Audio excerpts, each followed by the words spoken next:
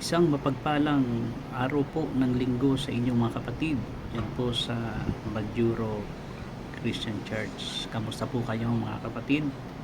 At binabati ko po kayo ng isang maligayang bagong taon. No? 2026, ito po ang unang linggo ng taong ito. At tayo po ay nagpapasalamat sa ating Panginoong Jesucristo sapagkat ang kanyang biyaya at habag ay patuloy po niyang pinararanas po sa atin bawat isa. Salamat sa kanyang kabutihan, sa maraming mga bagay na kanyang ginawa sa atin sa taong 2025. Ay punong-puno po tayo ng mga pagpapala na dapat ipagpasalamat kahit ang mga pinagdaanan po natin ay may kalungkutan sa sakit sa ating puso, pero naniniwala po tayo na nangyari ang mga bagay na dapat at ninanais ng Diyos na mangyari sa bawat isa sa atin para sa kanyang kaluwalhatian. So pinupuri po natin ang ating Panginoon sa panibagong taon na kanyang ibinigay po sa atin ngayon, isang malaking habag at biyaya at pagpapala ng Diyos na tayo po ay sama-sama sa unang linggo po ng taon ng 2026, at tayo po ay nagpapasalamat sa Panginoon sa maraming mga biyaya niya sa ating buhay na kanyang ipinagkaloob sa atin. Tayo muna po ay manalangin. Panginoon, salamat po. Ang aming buong pusong pagpapasalamat sa lahat ng biyaya mo sa aming buhay. Salamat po sa pinagdaanan naming 2025 na alam namin na ikaw ang lagi naming kasama sa hirap, sa sakit, sa mga kabiguan, sa mga pagsubok na naranasan namin. Pero salamat dahil meron din pong mga pagtatagumpay at meron din pong mga kaligayahan na iyong pinaranas sa aming mga buhay. Sa lahat ng ito ay ikaw ay aming pinupuri at pinasasalamatan sapagkat ikaw ang aming Diyos na siyang patuloy na sa amin ay gumagabay, nagpapala at patuloy na sa amin ay tumutulong sa lahat ng mga pagkakataon. Purihin ka at pasalamatan ka, Panginoon. Gabayan po ninyo muli ang aming pagsamba, ang aming pag-aaral ng iyong mga salita, na patuloy na kayo ang magbigay sa amin ng karunungan sa tulong po ng Santong Espiritong nananahan sa aming mga puso, na magtuturo sa lahat ng katotohanan na nais niyang aming matutunan at aming isabuhay.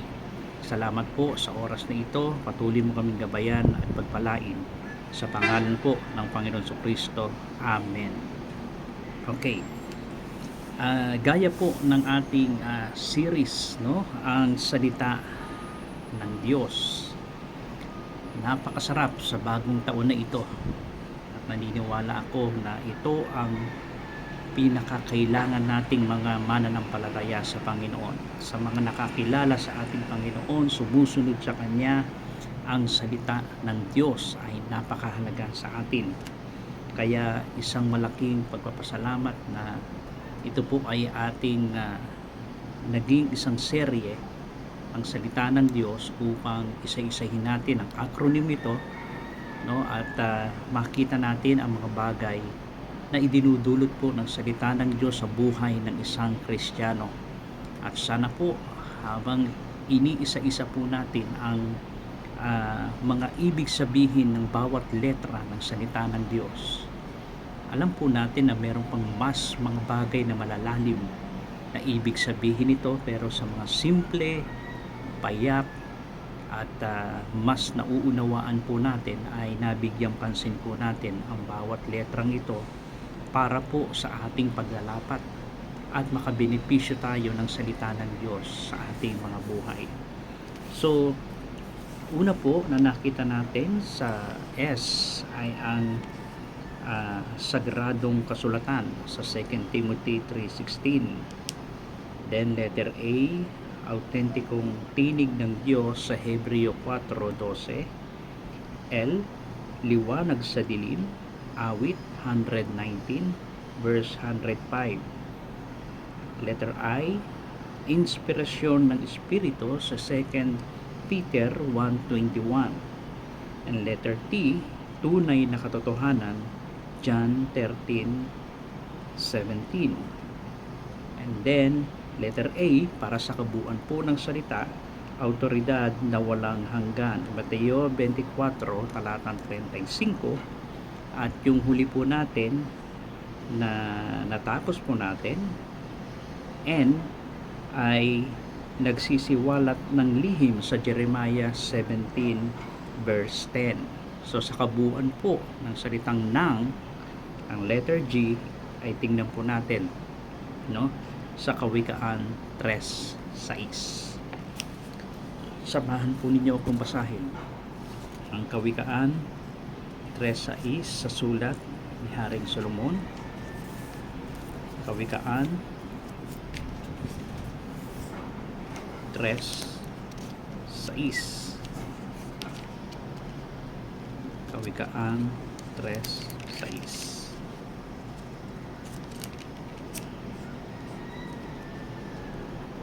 Okay, akin pong babasahin ang Kawikaan 3, Kabanatang 3 sa talatang 6. Payo sa mga kabataang lalaki, yung pong nakasulat sa itaas niya. Sa talatang 6, sa lahat ng iyong gawain siya nga'y alalahanin, upang ika'y patnubayan sa iyong mga tatahakin. Yan ang salin po sa Magandang Balita Biblia. Sa ibang salin, tingnan po natin. Meron pa kayong ibang salin. Kawikaan 3:6, sa lahat ng iyong mga lakad ay kilalanin mo siya, at itutuwid niya ang iyong mga landas. Pagpalain ng Diyos ang kanyang mga salita. So, ang magandang mailalagay po natin sa letter G na ito, sa acronym ng letter G, ay gabay sa buhay. Gabay sa buhay. Nung bago pumasok ang bagong taon, no, lagi nating naiisip na kilala yung tinatawag na New Year's resolution. Ang dami natin mga gustong gawin, baguhin sa ating sarili na mangyari para sa bagong taon ng 2026, no? Bukod pa ho rin yung pagtangkad natin, no? Tumatalon tayo, no? Para daw tumangkad. Ewan ko kung totoo po yun. And then marami tayong mga gustong mangyari, no? Na tila baga sa sarili nating kakayahan ay mangyari iyon, no? At mangangako tayo sa Diyos. Ngayon, naniniwala ko sa isang napakagandang dapat sa bawat taon ay ating subaybayan kung ano tayo sa salita ng Diyos.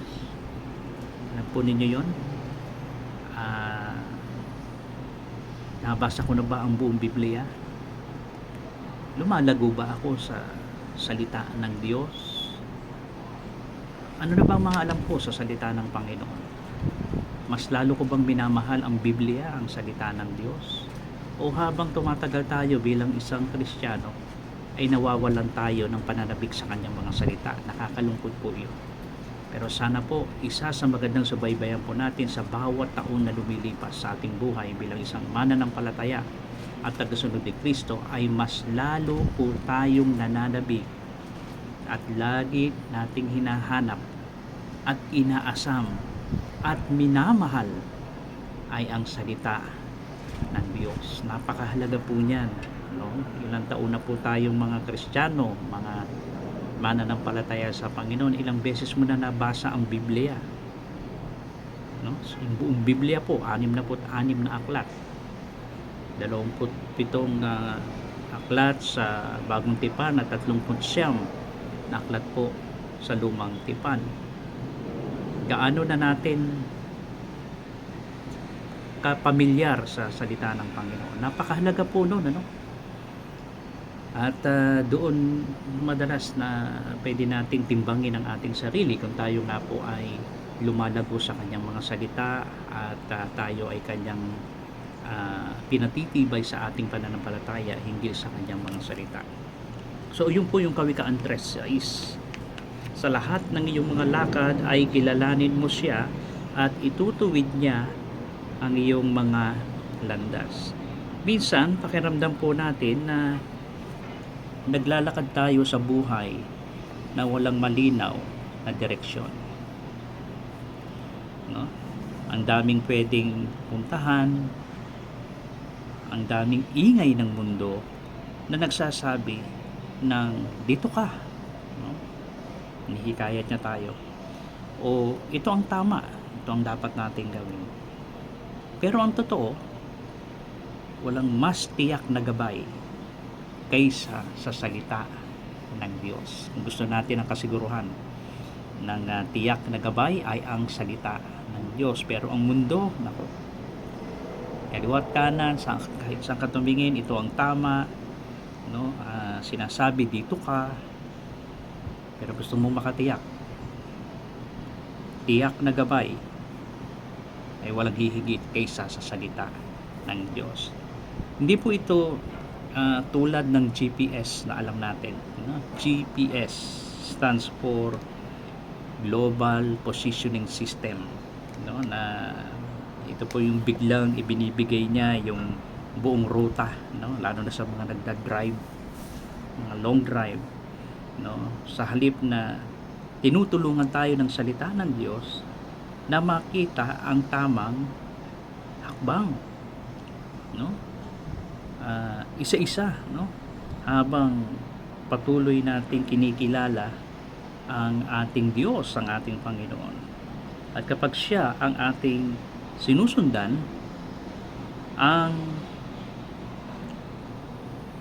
mga liko at ang mga madilim ay nagiging nakikita natin ng tama at lumiliwanag sa pamagitan ng salita ng Diyos. Kaya hindi tayo madadaya. Kung minsan mas gusto nating sundin ang sarili nating isip kaysa sa kanyang kalooban, madalas po ganyan na nangyayari sa atin. Pero doon tayo kadalasang naliligaw kapag tayo ay masyadong nagtitiwala o ano man ang ating mga iniisip. Ang gabay ng salita ng Diyos ay hindi lamang masasabi natin na para sa malalaking mga desisyon, no? Tandaan po natin, kundi maging sa araw-araw po sa paraan ng pakikitungo natin sa pamilya, sa trabaho, at maging sa kung paano po natin tinitignan ang ating mga sarili. Ganyan po ang salita ng Diyos. Kaya napakaliwanag at kompleto po ito. Kung ituturing natin ang Biblia bilang mapa at direksyon mula sa Diyos, ay makakaiwas tayo sa maling daan at mas makikita po natin ang layunin ng ating buhay. Bakit ba tayo tinawag ng Diyos? Bakit ba tayo naging mananampalataya o naging Kristiyano sa Panginoon? Anong layunin niya sa akin? Alam po ninyo, ang salita ng Diyos ang magpapakita nito sa atin. Okay? Kaya ganyan po kadakila, kahalaga sa buhay natin ang salita ng Diyos, sapagkat ito po ang magiging gabay natin sa ating buhay, no? Sana po ay talagang mahalin natin, na talagang hangarin natin ang salita ng Diyos na talagang sa ating buhay, sapagkat ito ang magiging gabay po natin sa ating buhay. Okay? Kaya si Haring Solomon, bagamat ang buhay niya bilang isang marunong na tao, pero naligaw siya. Bakit? Kadalasan kasi pagtitiwala niya sa kanyang sariling karunungan, sariling kaisipan, at niwalay niya ang salita ng Panginoon. Kaya dumating sa kanyang buhay na talagang siya ay nahiwalay sa Panginoon.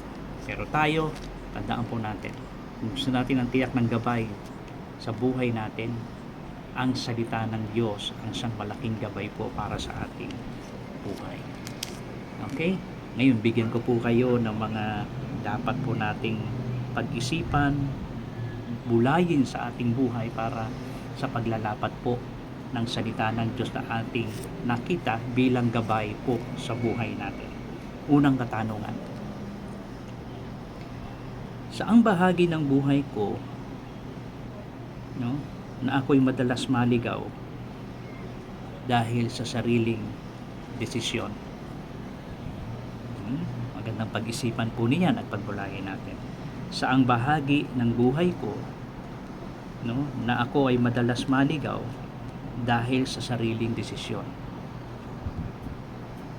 Minsan marami po tayo, no? Minsan paulit-ulit na sa buhay natin yun, ano? Yung parang pangyayari, yung pagbaksak natin, pag-fail natin sa buhay sa mga desisyon na iyon, minsan paulit-ulit, ano? Pero tinitignan ba natin na saang bahagi ng buhay natin na yon na madalas naliligaw tayo dahil sa sarili natin mga desisyon? Magandang maging aral sa atin at talagang isipin natin, no, saang bagay tayo nagkamali, saan tayo bagay na dapat nating ituwid at ipagkatiwala sa ating Panginoon. Yung po una, no? Ikalawa,